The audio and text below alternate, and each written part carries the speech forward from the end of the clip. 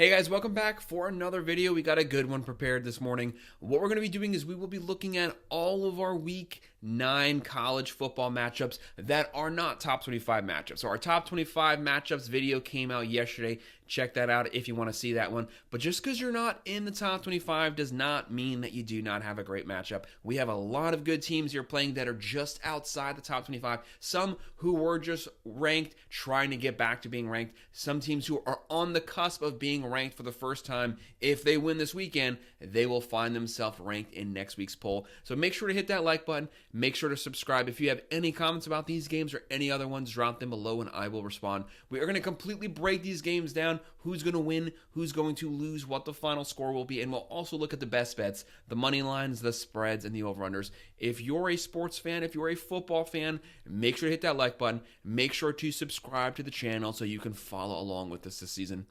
The very first matchup we have is a Friday night game on ESPN2 at 7:30. We have the 4-3 Louisville Cardinals coming off of that really close loss versus the number 6 Miami Hurricanes, but they showed just how capable their offense is. They can get into a shootout with anyone. They have their short week here. They'll be playing Boston College, who comes in at 4-3. Boston College is kind of a bit on a down streak right now. They need to get back on track. They need to win this game. As of right now, the Cardinals have a 71.2% chance to win this game. They are 7.5-point favorites. The over-under here is 53.5. Cardinals are angry. They've lost 3 games. All 3 losses were to ranked teams. They've actually had a pretty difficult schedule so far. They want to take this game. They want to get their ACC record back on track. They're going to be led by Tyler Show, closing in on 2,100 yards, 18 touchdowns, and only 3 picks. For Boston College, they have Castellanos, who's been a little banged up recently, but he's closing in on 1,200 yards, 14 touchdowns, 4 picks. And we know they love to run the ball. They love to suck up clock, keep the ball on the ground. Right now, the Cardinals, they average 37.4 points a game. They have a top 20 offense. They pass for 314. They run for 161.3. Their defense is giving up 24.3. They give up 245 passing yards, so there could be some opportunities there for Boston College to be able to throw the ball down the field. For Boston College, they average 26.3 points a game, 210 passing yards, 158.4 rushing yards. Like I was saying, Bill O'Brien loves to run the ball, and they do have a top 20 defense giving up 20.7 points a game. Louisville, they have the playmakers. They have Show. They have Brown, who's a great freshman running back. They have Brooks, who's the transfer from Alabama. He catches everything. He had a massive game versus the Hurricanes. And for Boston College, they have Castellanos. They have Ward. They have Bond. This game is going to come down to who can control the clock, who can control the ground game. Jeff Brom, though, wants to get his team back on track. I have the Cardinals pulling this one out. Jeff Brom versus Bill O'Brien. Cardinals win it 33-24. I have them covering the spread, and I'm going to go with the over. The next matchup is a late one, but it's a good one. At 11 p.m. on Fox, we have the 4-3 Rutgers riding a 3-game losing streak right now. They want to get the team back on track. They want to get a win. They want to stay away from 500. Who better than the beat up than the USC Trojans whenever they're favored? Somehow they seem to drop the game.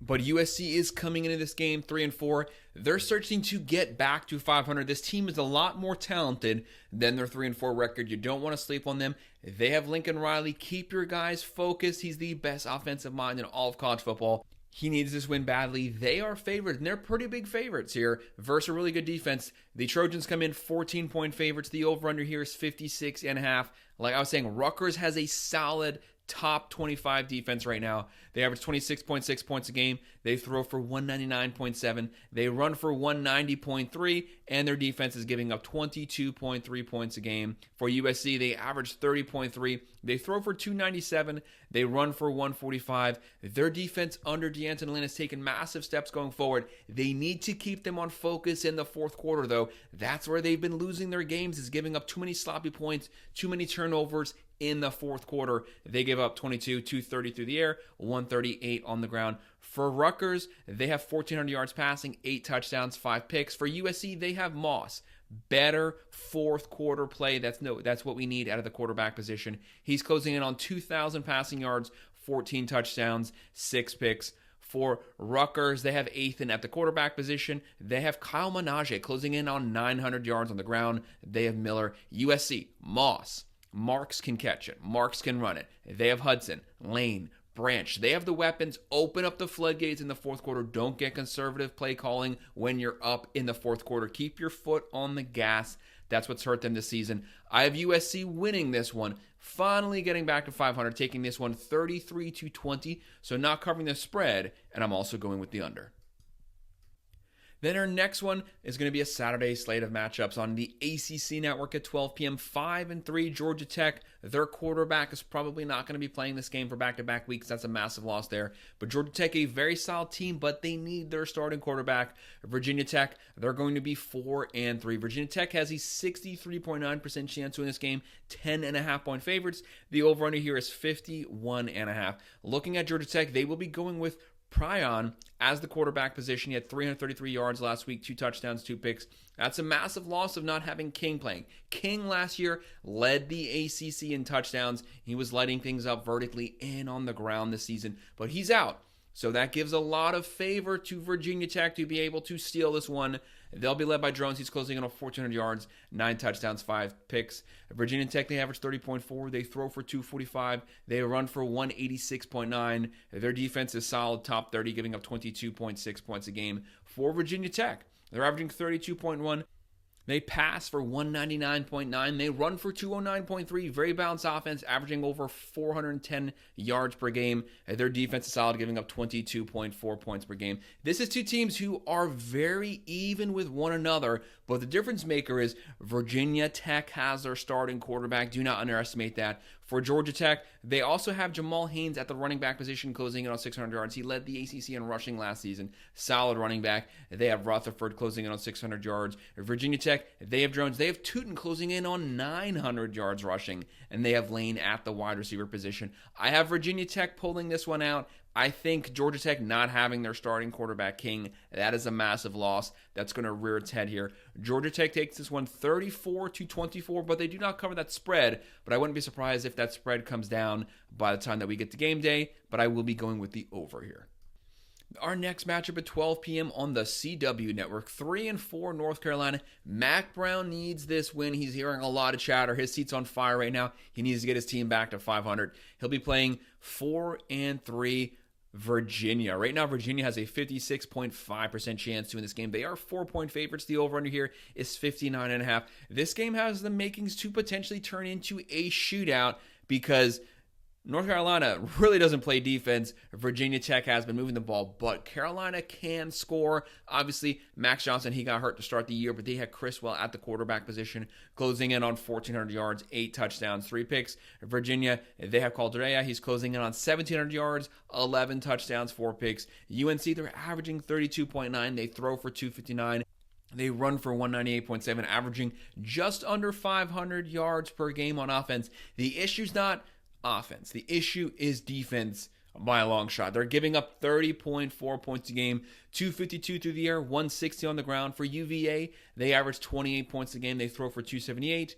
They run for 159.6, and their defense giving up 25.7 points a game. There will be opportunities for both teams to move the ball, for both teams to punch it in. For UNC, they have Criswell. They have Hampton, a top 10 running back in the nation, just shy of 1,000 yards through his first 7 games. UNC is going to seek to run it down UVA's throat, and why not? You have one of the best running backs. Keep the ball in his hands. They have Jones. UVA, they have Calderia. They have Pace. They have Fields. I have Virginia pulling this one out, getting the rebound after that Clemson game, then winning this one 35-28, but you don't want to sleep on UNC. When you have Hampton, that guy can single-handedly win you the game. Our next matchup is an SEC on SEC matchup at 12:45 p.m. on the SEC Network. 4-3 Arkansas, who is a lot better than their 4-3 record. They'll be playing 1-6 Mississippi State. Mississippi State's actually had a lot of success scoring the last 2 weeks for a Jeff Levy's team. This is a decent offense, but he has to completely reshape this roster in his own image. He has to rebuild the team from the foundation up. That is what he's currently doing this season. Right now, Arkansas is the favorite, 6.5-point favorites. The over-under here is 58.5. Looking at the Razorbacks, they're going to be led by Green at the quarterback position. If he's fully healthy, this guy can sling it, but he does have a lot of turnovers. He's closing in on 1,800 yards, 6 touchdowns, 6 picks. For Mississippi State, they have Shapen at the quarterback position, closing in on 1,000, 8 touchdowns, 1 pick. For Arkansas, Sam Pittman, he hired Bobby Petrino. It's worked wonders for this team. This team can score, and they play solid defense. Right now, they're averaging 29.7 points a game. They throw for 295.9. They run for 176.4. They have been successfully moving the ball in SEC conference play. Their defense right now is giving up 21.3, 231 through the air, 114 on the ground. For Mississippi State, Jeff Levy's squad, they're averaging 27.4, throwing for 272.7, running for 126.7, but it's that defense giving up 33.3 points a game, 260 through the air, 192 on the ground. Arkansas is going to be able to move the ball at will here versus Mississippi State. Mississippi State, they have Green. He can sling it. He can run it. They have Jackson closing in on 600 yards rushing. They have Armstrong closing in on 700 yards receiving. And for Mississippi State, they have Shapen. They have Daniels. They have Coleman Jr. closing in on 600 yards. I have Arkansas dominating this game. Sam Pittman, Bobby Petrino, they pull this one out. They win it 41-24. I have them covering that spread, and I'm going with the over.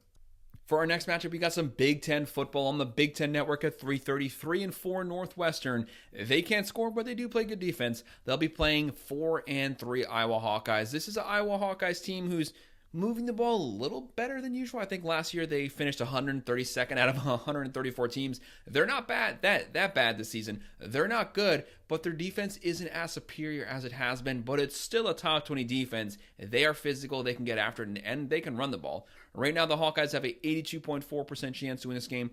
14-point favorites here. The over-under is 37.5. For Northwestern, they have Losh at the quarterback position, 4 touchdowns, 2 picks. They average 19 a game. They throw for 173. They run for 120. Solid defense, a top 20 defense, only giving up 19.6 points a game. They're going to try to keep this game low, but that's where Iowa lives. They love low scoring, line of trench, physical matchups. This game is going to be decided in the trenches at the line of scrimmage. For Iowa, they're averaging 27.9. They throw for 144.9. That's awful. McNamara not having a good season, especially in Big Ten play, but they do run for 144.9. Their defense right now is only giving up 19.7 points a game. They live in the trenches. When you look at the matchups here, skill position-wise, for Northwestern, they have Porter, they have Kurtz, but Iowa has Caleb Johnson, a top 5 running back in the nation, closing in on 1,100 yards right now. He has 14 touchdowns. That's going to make the difference. Keep the ball in his hand, ground and pound for 4 straight quarters. Can you match up with them? Not 1, not 2, 4 straight quarters. I have Iowa winning this one 27-13. That would technically be a push by then, but I think that line is going to move by the time that we get to Saturday, and I'm going with the over, which is really surprising for an Iowa game. The next matchup, some Big 12 football, 3:30 p.m. on ESPN+. 3-4 Oklahoma State, completely fallen off the rails this season. They'll be playing 3-4 Baylor. Who can get back to 500 first? Baylor's actually had a lot of success moving the ball. Props to Dave Aranda for that. However, overall, still not the best team. Right now, Baylor, they're the favorites. A 52.3% chance to win this game. They are 7-point favorites here. The over-under is 65.5. Vegas has this game being a shootout. When you look at Oklahoma State, obviously, they've had Bowman at the quarterback position. They've been shuffling quarterbacks, but their biggest issue is the run game. What happened to Ollie Gordon, the Doak Award winner from last season, 1,700 yards, 21 touchdowns? He's been non-existent this season. The offensive line, which was supposed to be their strength, has been a complete failure. Mike Gundy has to figure out something. The season is slowly slipping away. You got to get the running game going. Bowman is not a guy who can win you the game. Right now, he's closing in on 1,800 yards, 13 touchdowns, 9 picks. For Oklahoma State, they average 30.9. They throw for 282.1. They run for only 116.6 when that was supposed to be their strength. Their defense, not very good, giving up 28.7. For Baylor, they have Robertson. He's closing in on 1,400 yards, 14 touchdowns, 3 picks. Solid performance on the offensive side. They're averaging 32.4. They throw for 246.6. They run for 152. Their defense is giving up 25.6 points a game. For Oklahoma State's defense, just to put into perspective how bad they are, they give up 266 through the air, 238 on the ground every single game. Over 500 yards every game given up by their defense. That's not going to cut it. They got to figure out something. They have Bowman, they have Gordon, they have Stribling. For Baylor, they have Robertson, they have Washington, they have Cameron. Baylor is the favorite, but I'm going to go with Oklahoma State pulling this one out. Ollie Gordon having a decent game. They pull this one out 35-30. It's a high-scoring game. I do not have the spread getting covered, and I'm going to go just slightly with the under. This next matchup is another one that can easily turn into a shootout at 3:30 p.m. on Fox. 5-2 Texas Tech coming off that loss. They're a lot better than their record shows. They have a very good record, but this is a team that can run the ball, they can score, but they play absolutely zero defense. They'll be playing 4-3 TCU coming off that win versus Utah. Right now, TCU has a 60.6% chance to win this game. They are 6.5-point favorites. The over-under here is 66.5. For Texas Tech, they have Morton at quarterback, closing in on 2,000 yards, 17 touchdowns, 3 picks. They average 38.7. They throw for 303.1. They run for 167.3, almost 500 yards per game on offense, but they give up 36.1, which is one of the worst in all of college football. 310 through the air, 164 on the ground. They can't stop anyone. They'll be playing TCU. They have Hoover at quarterback, closing in on 2,300 yards, 6 touchdowns, 6 picks. They average 32.1 per game. They throw for 338.4. They run for 100.4. They don't have a good defense, but it's better than Texas Tech's. They're only giving up 27.4 points per game. For the skill position, Texas Tech, they have Morton. They have Taj Brooks, a top 10 running back, closing in on 900 yards on the ground. Texas Tech is very multiple. They can sling it, they can run it, and they also have Josh Kelly. For TCU, they have Hoover, they have Cook, they have Beck closing in on 800 yards receiving. I have TCU ultimately pulling this one out just because Texas Tech's defense is so bad. But this is going to come down to a timely turnover. Whoever gets that fourth quarter turnover, they're going to win this game. I have TCU winning at 40-31, covering the spread, and I'm going with the over. Our next matchup is one of our old Pac-12 matchups at 4 p.m. on ESPN2. 4-3 Oregon State versus 3-4 Cal, trying to get back to 500. Right now, Cal has a 73.5% chance to win this game. They are 9.5-point favorites. The over-under here is 48.5. For Oregon State, they have success moving the ball, but they don't have success on defense. Right now, they have McCoy at the quarterback position, closing in on 1,300 yards, 3 touchdowns, 5 picks. They got to cut down on the turnovers. They average 30.3 per game. They throw for 202.1. They can run the ball. They run for 239 every single game. They're going to keep this game on the ground, try to suck up clock, and their defense is giving up 27.3. For Cal, they don't have a great offense, but they do have a top 20 defense, and they're still top 10 for turnovers. They're top 5 for interceptions. They average 24 per game. They have Mendoza closing in on 1,800 yards, 8 touchdowns, 3 picks. They throw for 276. They run for 119.4, and that solid defense is only giving up 18.7 points per game. They have a really good secondary. For Oregon State, they have Hankerson closing in on 800 yards on the ground. They have Walker closing in on 500 yards, and for Cal, they have Thomas closing in on 500 yards. They have Endress closing in on 400 yards. I have Cal, due to their secondary, due to their defense, keeping this game as a one-possession game, winning it in the fourth quarter with a turnover, probably an interception. They take this one close, 28-24. They do not cover the spread, and I'm going with the over. This next one's going to be a fun one on Fox Sports at 6 p.m. 3-4 West Virginia, who, let's be honest, they are way better than their 3-4 record. They've had a tough schedule this season, but Neil Brown, you need to round this team up, get everyone focused, get them back on track, get that run game going, get back to your strength, back to your specialty. They'll be playing 3-4 Arizona. Who's going to get to 500 first?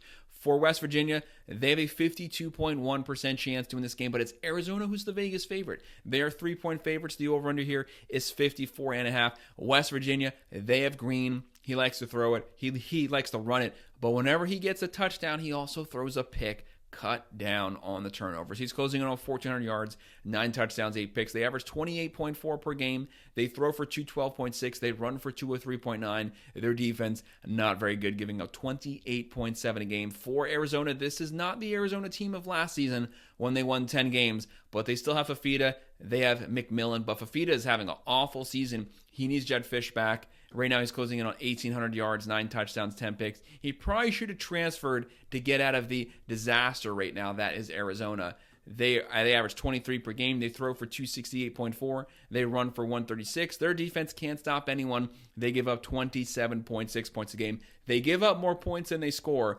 For West Virginia, they have Green. He's also closing in on 500 yards rushing. They're going to control the clock, keep that ball on the ground, throw in third and long situations, and they have Clement catching things. For Arizona, it's not skill position players. They have great players. It's scheme and coaching staff. This is a lot of the same players from last season's successful team. They just haven't gotten everyone on the same page this season. But that's what happens sometimes when you have a drastic change in your philosophy. They have Fafita, they have Connolly, they have McMillan closing in on 800 yards. They give up too many points. They have too many turnovers. I have Arizona losing this one. West Virginia stealing this one, winning at 30-24, spread not being covered, and just slightly going with the under.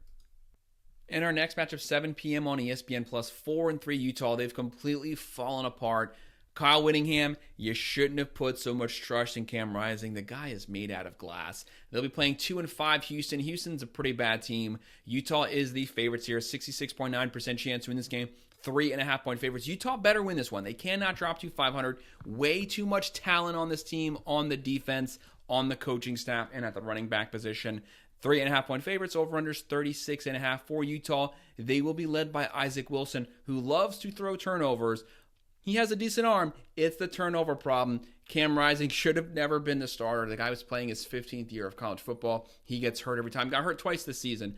But anyways, I digress. They have Wilson closing in on 1,100 yards, 7 touchdowns, 8 picks. They average 24 points a game. They throw for 242.1. They run for 159.6. They have a top 15 defense, giving up 16.4, which is pretty good considering the fact that they can't get first downs and keep the defense off the field. Right now, Houston, they average 13.7. They have Smith closing in on 900 yards, 4 touchdowns, 8 picks. Utah's defense should be able to feast here, should be able to generate turnovers, should be able to give Utah the short side of the field. Houston, they're giving up 23.6 points a game. For Utah, they have Wilson, they have Bernard, who is running up and down the field.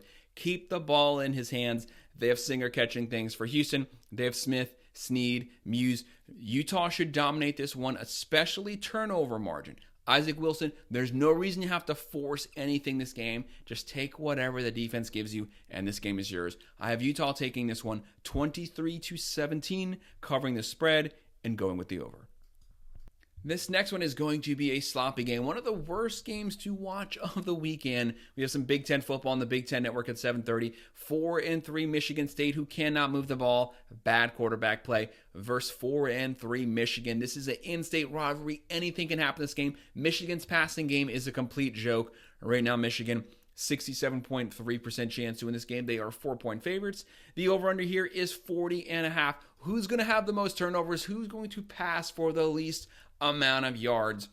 I personally don't know if I could bring myself to watch this just because we're going to see some of the worst offenses facing off. It's who's going to be the worst of the worst offenses. Right now, Michigan State, they have Charles closing in on 1,500 yards, 6 touchdowns, 9 picks. But Jonathan Smith has to completely flip this roster in his image. It will take some time. Give him some time to basically get that done. Michigan State, they average 21.6, which is bad, but it's still better than Michigan, who averages 21.1. Michigan State throws for 248.3. Michigan wishes they can do that. They run for 133.3. Their defense gives up 20.9. They have a top 25 defense still. This game is going to be decided in the trenches, in the run game, and on turnovers. Right now for Michigan, they throw for 139.6, which is 132nd out of 134 teams, one of the worst in the country. They've been shuffling quarterbacks, Huddle, Orgy, Warren. Neither of them are any good, so it really doesn't matter who plays at the quarterback position. It's going to come down to the run game. Mullings, Edwards, they run for 180.3. They also have a top 25 defense, giving up 22.1 points per game. Looking at the skill positions for Michigan State, we have Childs, we have Lynch Adams, we have Marsh, and for Michigan, they have Mullings closing in on 700 yards. They have Loveland, one of the best tight ends, if not the best in the country, closing in on 400 yards, but he has no one to throw him the ball. If he had just a below average quarterback, he'd probably be at 800 yards right now. But they don't even have below average right now. Right now, I have Michigan ultimately winning this one. This should be a home game for them. They should be focused. They're the defending national champions. They cannot drop to 500. They pulled this one out 24-17. They cover the spread. I'm going with the over. Next one's an SEC game on the SEC Network at 7:45. 2-5 Auburn. Auburn needs this win. Hugh Freeze needs this win badly. This was supposed to be the season they took massive steps forward. They've taken massive steps back, and it's all been at the quarterback position on offense. They've been shuffling quarterback, whether it's Thorne, anyone else. They haven't had the quarterback play, which was the same issue they had last year. They'll be playing Kentucky 3-4. This is a typical Mark Stoops team. They play great defense. They run the ball. Still lacking on the offensive side at the quarterback position. Right now, Kentucky has a 51.4% chance to win this game. They are the favorites. 2.5-point favorites here. The over-under is 42.5. Auburn's leading passer is still Thorne, closing in on 1,500 yards, 11 touchdowns, 6 picks. For Kentucky, they have Vandegrift, the transfer from Georgia, not lighting things up, closing in on 1,200 yards, 6 touchdowns, 4 picks. For Auburn, they average 28.1. They throw for 280.6. They run for 157.6. One thing they do have going for them, they have a really good defense. They only give up 20.9 points a game. For Kentucky, they average 20.4. It's one of the worst in the nation. They throw for 189.9. They run for 152. They're going to try to keep this game on the ground. Both teams are going to try to establish the run game. Who's going to control the run game? Who's going to control the line of scrimmage? They also have a really good defense, top 20 defense, giving up 19.3 points a game. For Auburn, they have Thorne, they have Hunter, they have Lambert Smith. They have the better skill position players. This is a talented team, but you need a quarterback to balance things out to get the ball to the playmakers consistently. For Kentucky, they have Denny, they have Key closing in on 600 yards. I have Auburn pulling the upset here. They're due for a win. The losing streak has to end. They win this one 27-24. Spread not covered, going with the over. This is actually one of the better matchups of the weekend at 10:15. It's a late one on ESPN. 5-2 Cincinnati versus 5-2 Colorado. Both teams trying to get to 6 wins. Both teams trying to get to bowl eligibility first. Who gets it? But whoever wins this game could also potentially find themselves ranked in the next poll. Right now, Colorado has a 68.4% chance to win this game. They are 5.5-point favorites. The over-under here is 57.5. There's going to be some points. Both teams are playing pretty good defense. Both teams can score. Both teams love to score similar ways. Right now, Cincinnati, they have Sorsby closing in on 2,000 yards, 13 touchdowns, 4 picks. They average 30 points a game. Solid there. They throw for 286.7. They run for 172.4. They're averaging just under 500 yards every single game, and a top 25 defense, only giving up 19.3 points a game. For Colorado, we know who they have. We know about Deion Sanders, Shedeur Sanders, Travis Hunter, Horn. They have the playmakers. They have the wide receiver core. Right now, Sanders closing in on 2,300 yards, 19 touchdowns, 6 picks. They average 31 a game. They throw for 351.7. They don't have the rushing game. They only run for 74.6. That's not very good, but their passing game is so good. Their wide receiver core is so deep that can keep them in any game. And their defense, much improved over last season, only giving up 21.9. A lot better play out of their defensive line. Looking at the skill positions for Cincinnati, we have Sorsby. We have Keener closing in on 600 yards rushing. We have Henderson closing in on 600 yards receiving. And for Colorado, they have Sanders. They have Travis Hunter. They have Horn. They have the wide receiver core. Cincinnati could control this game because they're rushing for just shy of 200 yards per game, and they can throw it, so they have more of a multiple offense. But Colorado feasts on those one-possession games. I have Shedeur Sanders, Hunter, Horn. The wide receiver core makes a difference. They're able to push the ball vertically down the field. They win this one at home, 33-28. They do not cover the spread. I'm going with the over. But no matter what, this is going to be a fun game. And don't forget, whoever wins this could be ranked next week. So there's a lot riding on this game. And we have a late one, 10:30 p.m. on CBS, 6-1 Washington State. If they get to 7 wins, 7-1, Pac-12's dissolved. They're getting a lot of pity points. They should be ranked next week. And they have the quarterback to definitely be in the top 25. They'll be playing 3-3 San Diego. Right now, Washington State has a 82.6% chance to win this game. 14.5-point favorites. The over-under here is 57.5. For Washington State, they have Mateer closing in on 1,900 yards, 6 touchdowns, 6 picks. He can also run the ball. They average 39.4 points per game. They have a top 20 offense. They run for 304.9. They run for 176.1. They're averaging just shy of 500 yards on offense. Their defense playing better, but still giving up a lot of points. They give up 27 points a game, 281.6 at the air, 158 on the ground. And for San Diego, they average 21.7. They don't have the offense. They have a solid defense, but they're not going to be able to match Washington State for point. They only average 21.7. They throw for 216.2. They run for 125.8. Their defense gives up 22.7 points a game. For Washington State, they own the skill position. Mateer putting up video game numbers, closing in on 1,900 yards passing, almost 600 yards rushing. They have Kyle Williams closing in on 600 yards. For San Diego, they have O'Neal, they have Cooper, they have Brown. Washington State should control this game. They should get to their 7th win. They should win this game rather easily. I have them taking this one 44-23 and getting to that 7th win. So that's our breakdown. That's our predictions for all of those other college football games for Week 9 of the 2024 college football season. Make sure to hit that like button. Make sure to subscribe. If you have any comments, please drop them below, and I will respond. Thank you.